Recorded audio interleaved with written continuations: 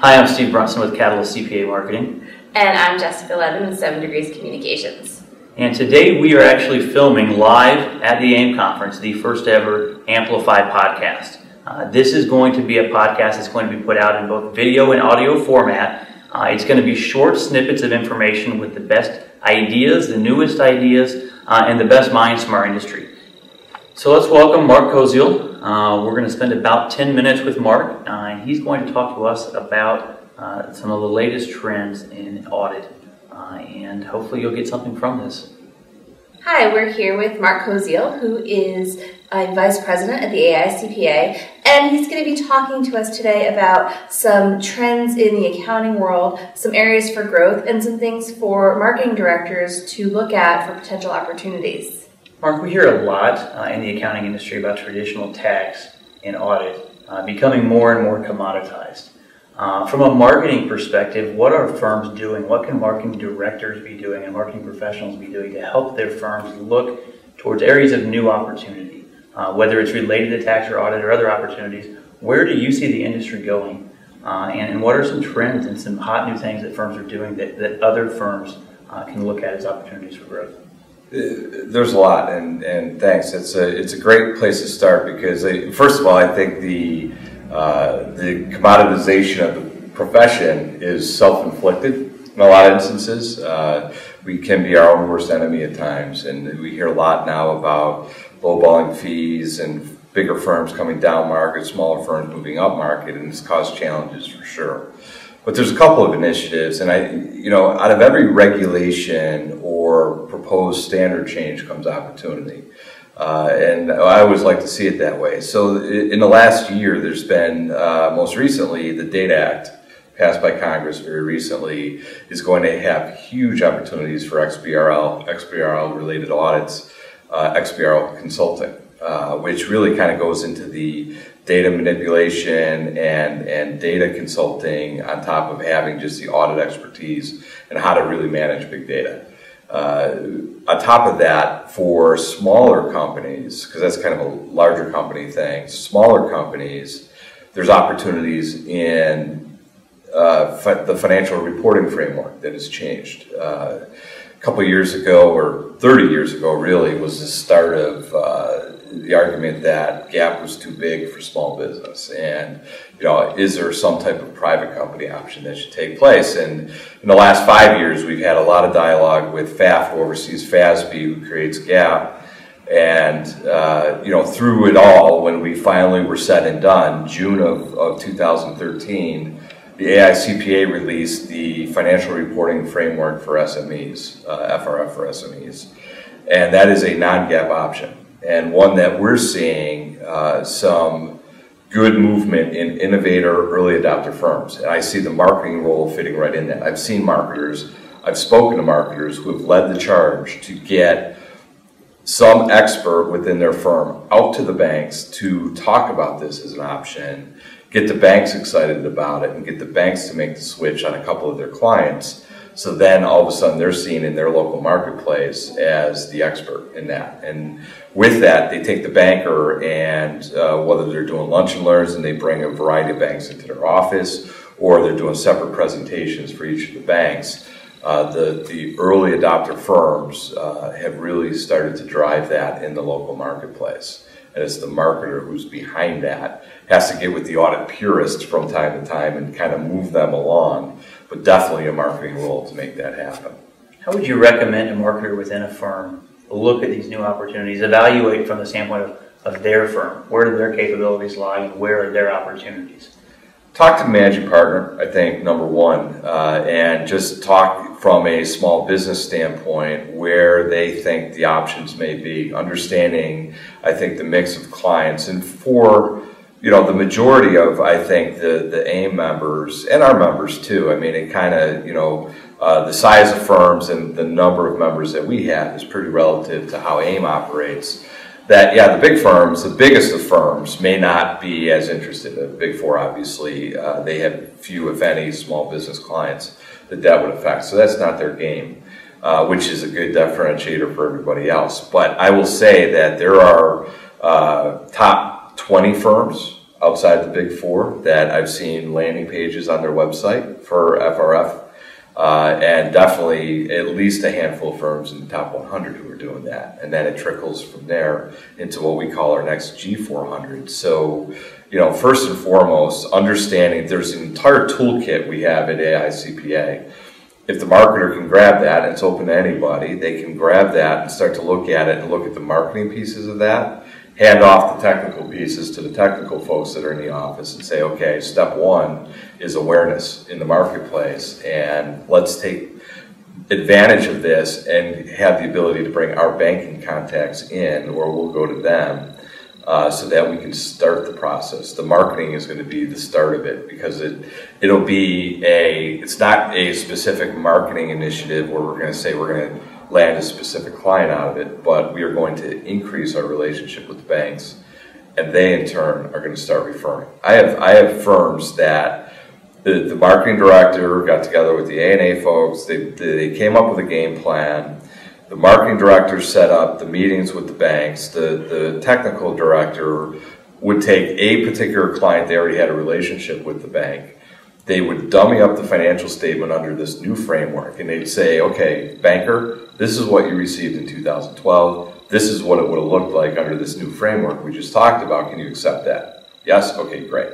Well, from there, then you need to change your loan covenants to accept this non-GAAP option, and we'll go from there. And then all of a sudden, the bank is starting to call that firm with referrals of other small businesses to say, well, I think this small business would really benefit from this. And it's not their client.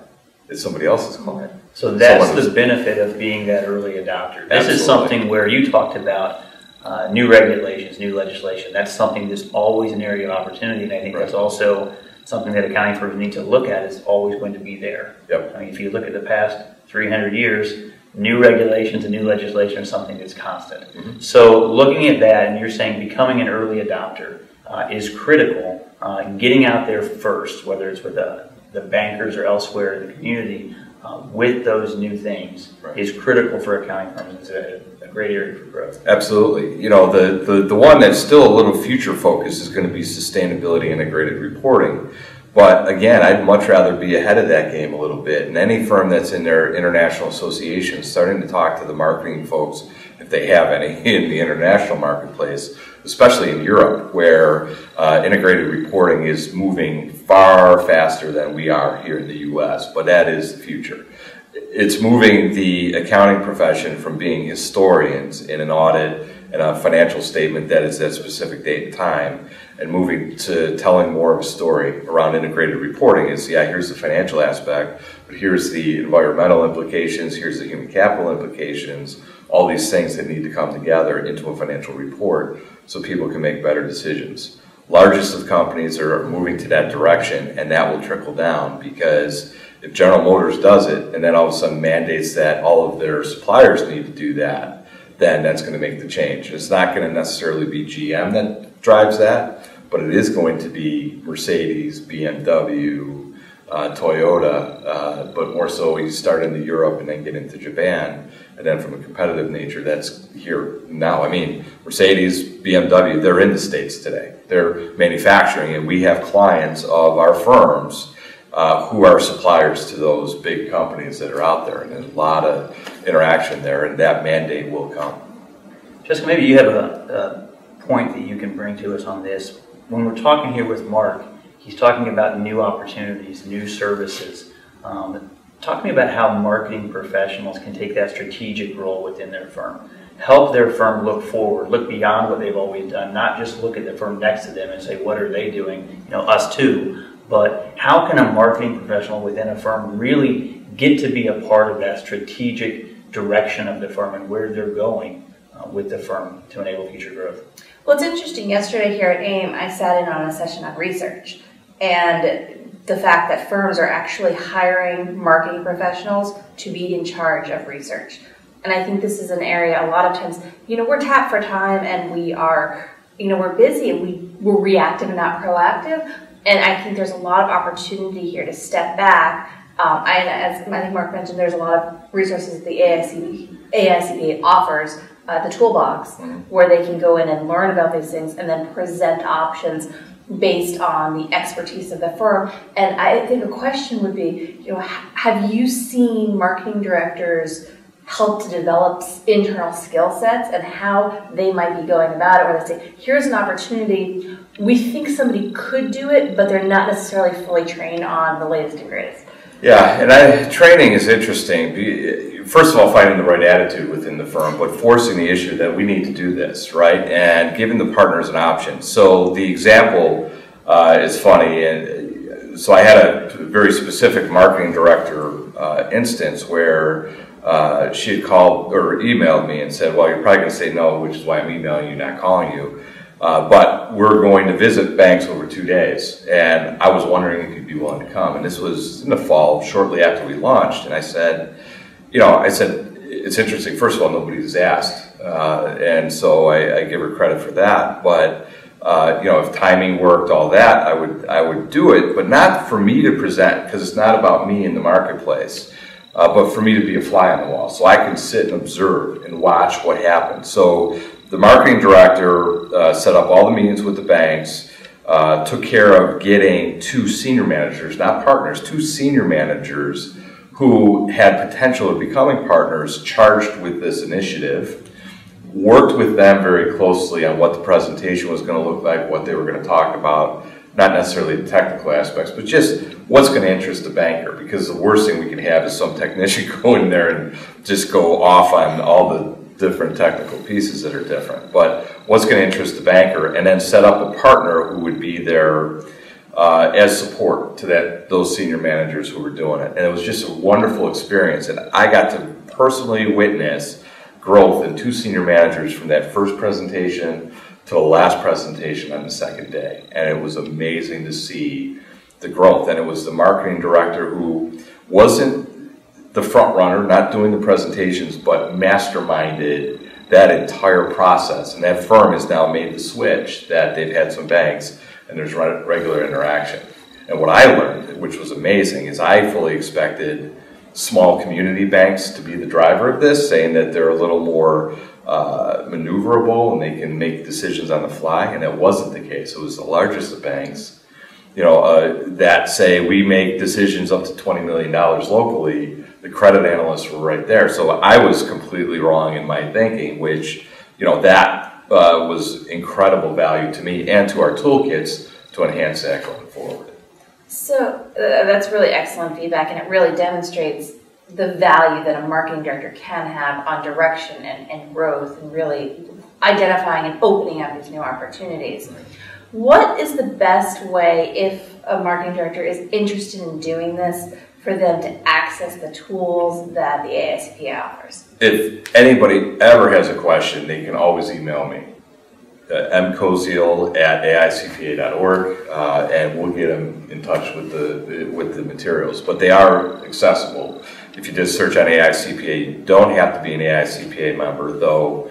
With many of the AIM members that are here, their firm is a member of PCPS, the firm division of AICPA, and they should have access to all that too, because we have practice growth resources that we give to our member firms, and I think there's a lot of great information there. And this collaboration that we've had between AIM and AICPA has remained strong and will get even stronger in the near future. So, I think that marketers should be accessing that information on a very regular basis, or we could even set up a link if we needed to on AIM so that they can get directly to it on AICPA. Yeah, I think that's actually probably a great idea. But it sounds like there's a lot of opportunities and a lot of support, which is where I think marketers in general have struggled for new ideas. So I think on behalf of all of AIM, we thank you and the AICPA. Great, thank you. Thank you very much. Thank you. Steve and Jessica back again, having just talked with Mark Koziel. Fantastic information from Mark. Some really great insights, I think, not just on what some of the new ideas are, what some of the new services are that are developing, but really giving some great insight and some real-world experience about how a marketing role within a firm can really be strategic and help the firm look forward. Start that conversation within the firm. I think Mark mentioned talking to the managing partner. I was really inspired by what Mark said about marketing directors having real impact and having the resources to go out there and find opportunities rather than waiting for a partner to say, I have an idea, or a partner not to say anything, and then the managing partner come to them and say, how come we don't have any business? What are you doing? And so we have real actionable items now from the AICPA in this partnership with AIM. And I think every marketing director should, at a minimum, take a look at what's out there and see what will fit for their firm. And I think what Mark hit on was very important. That was starting the conversation, and that the AICPA has tools available. They're going to make them available through the AIM website to go there and have conversation starters. What's right for one firm based on their market, based on their clients, and based on the expertise they have in the house is not the same as what's right for another firm. And some marketing directors may be able to push what direction they're going to go, but I think the key point we took out of that is the industry is changing, and there need to be conversations started within the firm. And that is a role where, as a marketer, you can take a strategic role within your firm. Starting that conversation, getting management thinking about where they're going, where the opportunities are, and then once the decision is made what direction to go, you're going to be able to be in a position to push that internally, to facilitate that, and to really be a driving force behind positive changes in the firm that are going to lead to growth. Yeah, and I think an important message, and Mark hit upon this a lot, is it doesn't really matter what size your firm is. With all of the changes happening in the business environment, there are opportunities for every firm at every size. Absolutely. That's all for today. Once again, Steve Brunson with Catalyst CPA Marketing. And Jessica Levin with 7 Degrees Communications. Look forward to again in just a couple of weeks. We'll be back with a new idea from hopefully another fantastic speaker.